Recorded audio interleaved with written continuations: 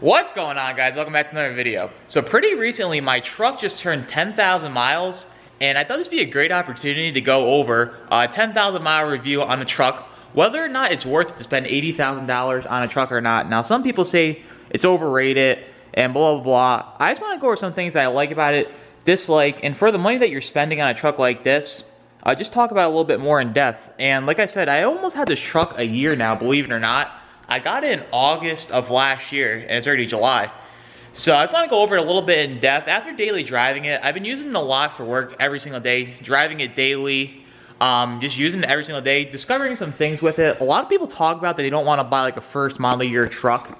So far, I absolutely love it, and really I have no issues. Like, they rolled out the new 10-speed transmission with this, and been running great. I'm even tuned with more power, no issues, transmission's holding great.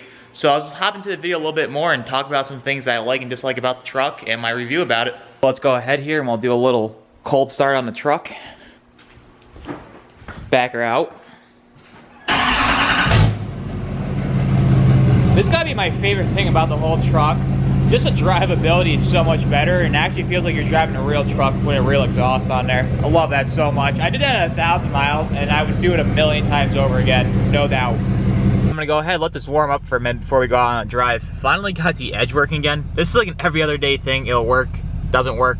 It's working for now, like my fuel pressure up here. I don't know why it's like that versus just like the rounded number. And then too, I still can't get the oil temp. So I'll keep you guys updated with that. Like I said, super annoying that I spend all this money on it and it's doing all this, but it is what it is. All right, now that we got a little bit of heat in here, let's go on a little drive. This is my favorite thing by far. Have the sunroof open, all the windows down. Just driving in the summertime. That's why I absolutely love this thing. First vehicle with a sunroof, and I don't know how I'd do it again without one. Alright, so some things I wanted to talk about like right off the bat that even concerned me a little bit about buying this truck was the new 10-speed transmission. This is just a great truck just to hop in and drive. Transmission always shifts great, and like I said, I have added power to this too. I'm right around 550 horsepower, and I don't beat on the truck also too, so that probably has a lot to do with it, but it always shifts great, like no issues with it, never slips, never does anything weird, like just runs super great. And that's one thing that, like I said, kind of concerned me about buying the truck so new, that this is one of the first ones that actually rolled out from GM. I got this one super early, like of August of last year, when these weren't even really around yet, so it was like one of the first ones built. And I was kind of concerned about it. There's some things like my door panels do rattle a bit. I have to take that back in. Like if I get some music going in here, you'll see like the whole panel will rattle. I eventually want to paint match my mirrors, so I can probably just pop that off myself, but I do technically still have a warranty, even though that was voided when I did all the stuff I did with the truck. But I really want to test the limits of that as well, that how much warranty do you actually have when you mess with your truck, like my door panels rattling. I would assume that since that has nothing to do with my tune, that it should be covered. Even my oil pan, I'm gonna take that in soon. Like all the dealerships reopened, I've been super busy, but when I get some time, I'm gonna take it back in and see like actually what's covered and what's not. Like I know if I blow the transmission, then obviously it's not gonna be covered, or if I blow the engine, piston, something like that, it won't be covered. So I want to test out that limitations a lot. The next thing that really impressed me with this truck is a turbo brake. Now, a lot of times when I drive like 17 through 19 trucks, the turbo brake absolutely sucks, and I have no idea why it's so terrible. Like I feel like it doesn't even work even with the tuning. This truck, I don't think it has anything to do with the tuning, because the bit I did drive it around when it was stock, the turbo brake did work great. Like right now it's kicked in, and it just slows me down so much. Like I really never use my brakes. Like I have them at 10,000 miles, and my brake pad life is 96 and 98%. Like I said, I barely use it, blowing all that crap into my truck, thank you. But that really impresses me, the turbo brake. And after driving it around for a while now and getting used to the truck, one thing I absolutely love about it too is the sound system. It is so loud and so clear. Like you can turn the volume literally to the max, and the bass and everything works really well. Like no complaints with that. Out of like all the other trucks, people say like Ford is not that good, it's not that loud, but like this is Bose, and Bose always has really good products. And I was actually surprised like how well this actually hits and everything like that. Like if you put a sub in here, I wasn't really a big fan of doing that at first, but if you put like a really good sub in here, this truck like would be legit mint with the sound system at that point. Like the speakers are fine, you literally just got to add a sub and this truck would be like exactly where you want it to be. And one more final thing I want to talk about here really quick. are my headlights. Now on these trucks, these new headlights work really well. I have a 35% tinted windshield, and these headlights here work really well. Even though I did get them built, I got like the whole inside paint match, everything like that. I got different LED strips in here, but the headlight itself is actually the same as it is from factory, and it's very bright. I have no complaints with it at night. Even like I said with the tinted windshield, people high beam me all the time with this truck, and I can only imagine their reaction like when I put my high beams back on at them. But like I said, they work really, really well. Those are some things that I really like about the truck and really work well. Some of the things I want to talk about now are the trashy things I can't stand. For one, it's the heated and cooled seats. For some reason, these are an absolute joke. No matter when you put them on, like the heated seats will get hot for like 30 seconds and that'll be it. And you won't feel it anymore, won't get any hotter. It'll just stay at the exact temperature. Even with the cooled seats, when you put that on, you'll hear the fan kick on the seat. It'll work for about, I'd say 30 seconds, you feel it get cold, and it won't get any colder than that. Now, like I know my buddy, he has a Ford, and he said those seats get like ice cold, like when you put that on there. Even with the heated seats, it like almost burns you. That's one thing I can't stand. Like you spend all this money for this heated and cooled seat option on a Denali, everything like that. You expect the top of the line stuff, but you just get trash in return. But like I said, maybe, I don't know, maybe they can come out like go to recall with says something or at some point, which I highly doubt though, that they will actually do and fix the problem. But it is what it is. I mean, it would be nice if it actually worked. I do use this truck a lot for landscaping, and in the summertime, the cool seat would really be a good option. And like I said, it kicks on for about 30 seconds, you'll feel it, and that's about it. Now, the next thing that everyone talks about on these trucks is the interior. Now, obviously it has this little touchscreen right here, but everything on the screen is actually really responsive, and it always works. Even Apple CarPlay works 100% of the time. Never had any issues with it. Now, I know Ram, they have that huge screen here. That would be nice if they did something like this.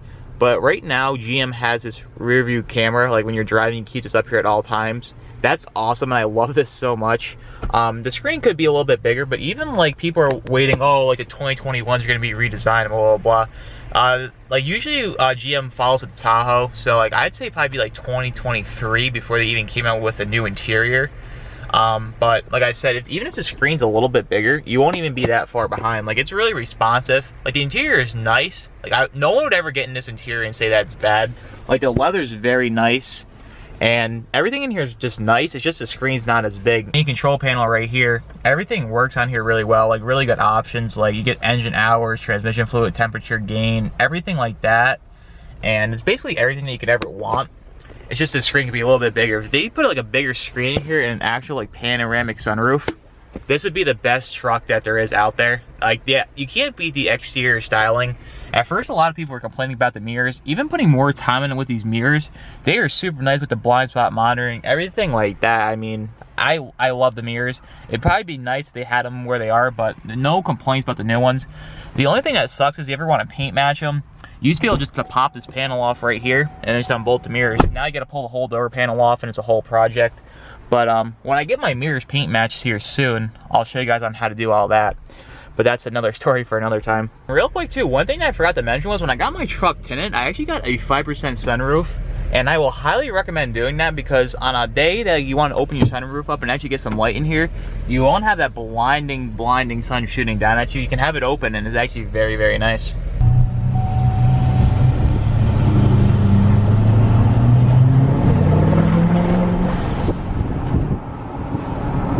Comes down to the big question, and that is this truck worth $80,000? I would say in a heartbeat, yes. Compared to what's out there, I mean, just for the sheer performance alone of the L5P, I think it's the best engine you can get right now, hands down.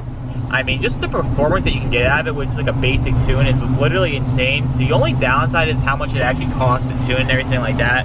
I did mine, like I said, like at 1,000 miles, and I would do it a million times over again. Just how much longer you're gonna prolong the life of your engine, and the performance and gains and everything you get out of that is totally worth it. Now, like I was saying before, for the price range, yeah, you could get a Ford or you could get a Dodge, but those interiors are definitely nicer. But like overall, like performance and drivability, you can't beat the independent front suspension of Chevy or GM products. The truck rides really well. It did ride better before, not gonna lie, without my keys cranked all the way. I do have a leveling kit that I have to install. But once I do that, that's basically why a lot of people get these GM trucks anyways, just for the IFS. But like I was saying at the beginning of this video, I had this truck almost a year now, and if I had to go back and do it again, I definitely would buy this truck. I have no regrets at all about buying this. I love this truck with everything in me, just like the engine, everything is like perfect about it.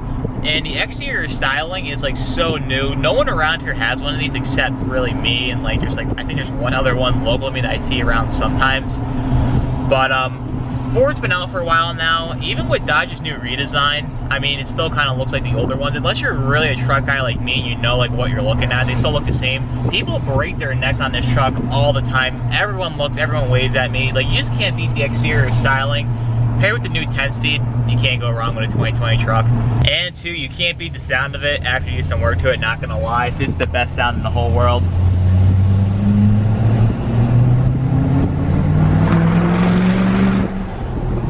You cannot beat that sound at all. I love it so much.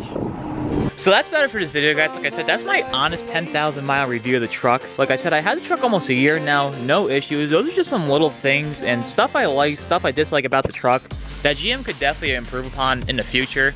Like I said, for $80,000, I don't think you can really go wrong with this truck if you're looking to get one. All these trucks are basically in the same price range, and for like the exterior styling of this truck, you can't beat the performance of it. Every single thing about the truck I love. Like I said, the interior could be a little bit better, but it is what it is. But be sure to give this video a big thumbs up. If you guys are new here, be sure to subscribe. But until next time, I'll see you guys in the next one. Take care.